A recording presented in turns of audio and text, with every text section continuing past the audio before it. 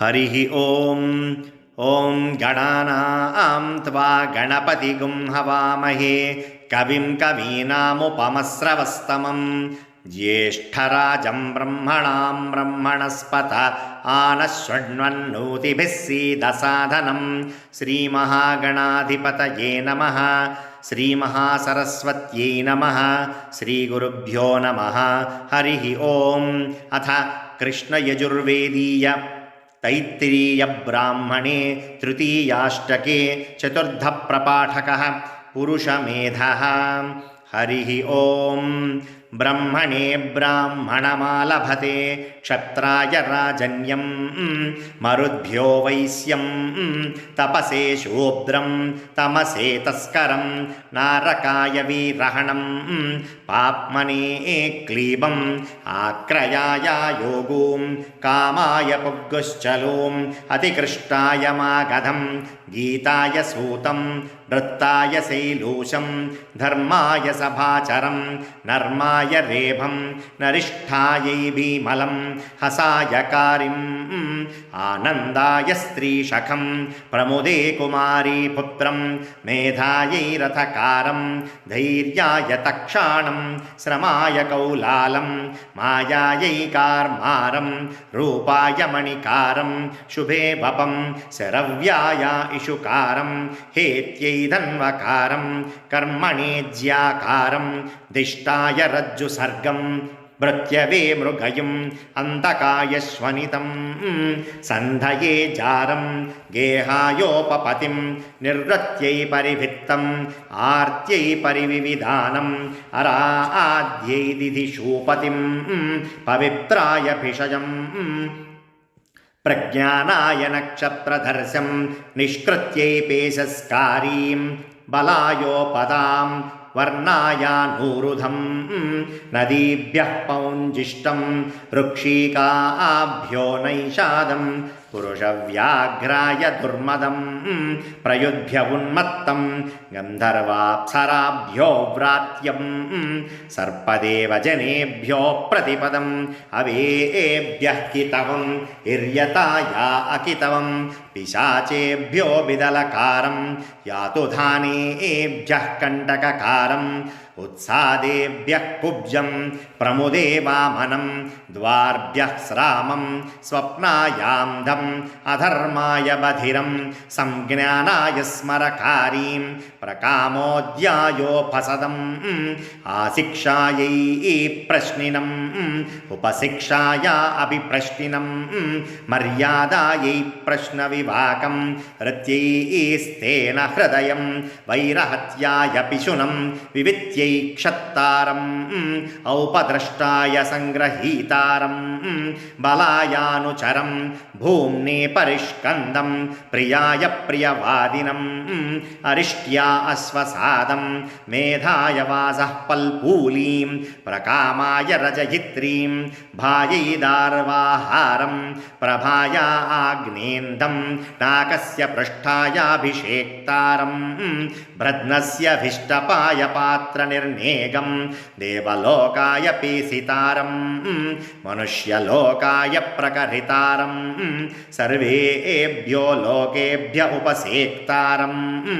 अवर्त्यै वधायोपमन्थितारं सुभर्गाय लोकाय भागदुघं परिशिष्टाय नाकाय परिवेष्टारं अर्मेभ्यो हस्तिपं जवाया आश्वपं पुष्ट्यै गोपालं तेजसे जपालं वीर्याय विपालं इरायै कीनाशं कीलालाय सुराकारं भद्राय गृहपं श्रेयसे वित्तधम् अध्यक्षायानुक्षत्तारं मन्यवे यस्तापं क्रोधाय निसरं शोकायाभिसरम् उत्कूलविकूलाभ्यां त्रिस्थिनं योगाय योक्तारं क्षेमाय विमोक्तारं वपुषेमानस्कृतं शीलायाञ्जनीकारं निर्वृत्यै कोशकारीं यमायासूम् यं यैयमसूम् अथर्वभ्यो वतोकां संवत्सराय पर्यारिणीं परिवत्सराया विजाताम् इदावत्सराय पस्कद्वरीं इद्वत्सरायातीत्वरीं वत्सराय विजर्जरां संवत्सराय पलिक्नीं वनाय वनपम् अन्यतोरण्याय दावपं सरोभ्यो धैवरं वेसन्ताभ्यो दास्यम् उपस्थावरेभ्यो वैन्दम् ज्वलाभ्यः शौष्कलं पार्याय कैवर्तम् अवार्याय मार्गारं तीर्थेभ्य आन्दं विषमेभ्यो मैनालं स्वनेभ्यः पर्णकं गुहाभ्यः किरातं सानुभ्यो जम्बकं पर्वतेभ्यः किं पूरुषं प्रतिश्रुत्काय ऋतुलं घोषाय भषम् अन्ताय बहुवादिनम् अनन्ताय मूकं महसे वीणावादं क्रोशाय तूणवध्मम् आक्रन्दाय दुन्दुभ्याघातम् अवरस्पराय शङ्खध्मम् ऋभुभ्यो जिनसन्धायं साध्येभ्यश्चर्मम्णम् बीभत्सायै पौल्कसं भूत्यै जागरणम् अभूत्यै स्वपनं तुलायै वाणिजं वर्णाय हिरण्यकारं विश्वेभ्यो देवेभ्यः सिद्मलं पश्चाद्दोषाय ग्लावं ऋत्यै जनवादिनं व्यर्ध्या अपगल्भं सगुंसराय प्रच्छिदं हसाय पुग्गुश्चलूमालभते वीणावादं गणकं गीताय यादशेषाबुल्यां नर्माय भद्रवतीं तूणवध्मं ग्रामण्यं पाणिसङ्घातं नृत्ताय मोदायानुक्रोशकम् आनन्दाय तलवम् अक्षराजाय कितवं कृताय सभाविनं त्रेताय आदिनवदर्शं द्वापराय बहिस्सदं कलये सभास्थाणुं दुष्कृताय चरकाचार्यम् अध्वने ब्रह्मचारिणं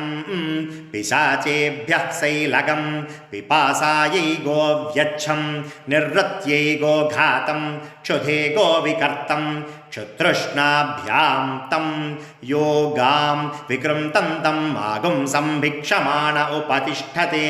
भूम्यै पीठसर्पिणमालभते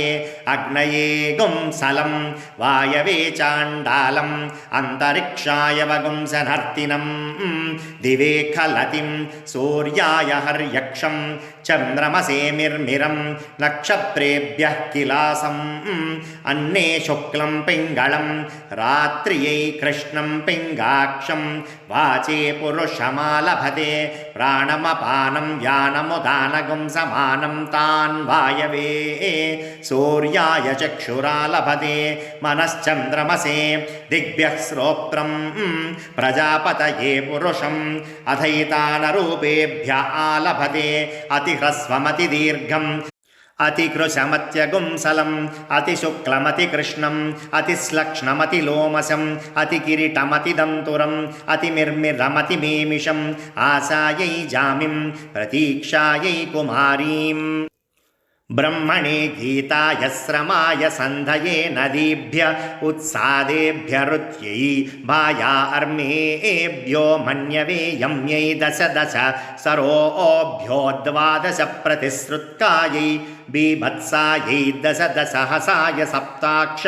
राजाय त्रयोदश भूम्यै दश वाचे षडथ नवैकान्न विगुंसतिः ब्रह्मणे यम्यै नवदश ब्रह्मणे कुमारीं हरिः ओं तत्सत्।